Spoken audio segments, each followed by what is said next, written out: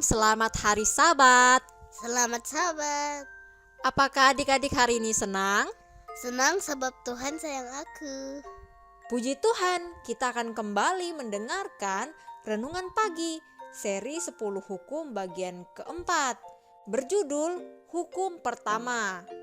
Nah, adik-adik, kita sekarang sudah memahami bukan mengenai hukum dan juga mengapa kita harus menuruti hukum Tuhan.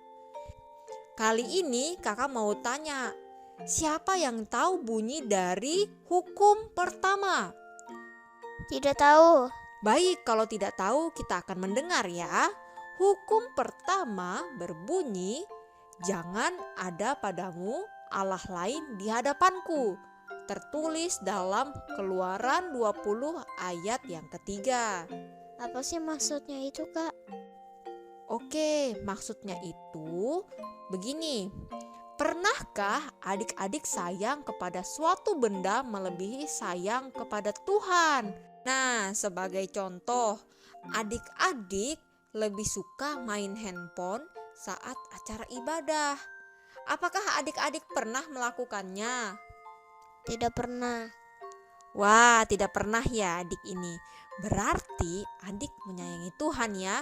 Tetapi jika jawabannya iya, berarti adik-adik harus mulai bertanya, apakah kita benar-benar sayang pada Tuhan atau tidak?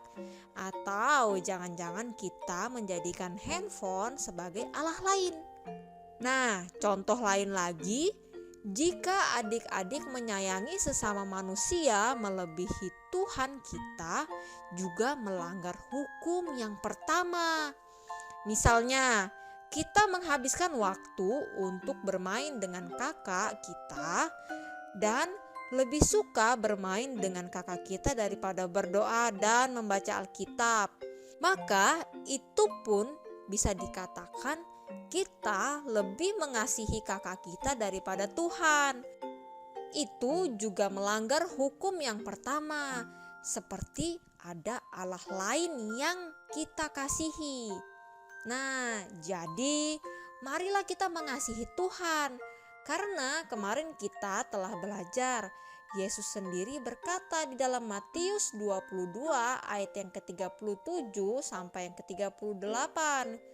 Kasihilah Tuhan Allahmu dengan segenap hatimu dan dengan segenap jiwamu dan dengan segenap akal budimu. Itulah hukum yang terutama dan yang pertama.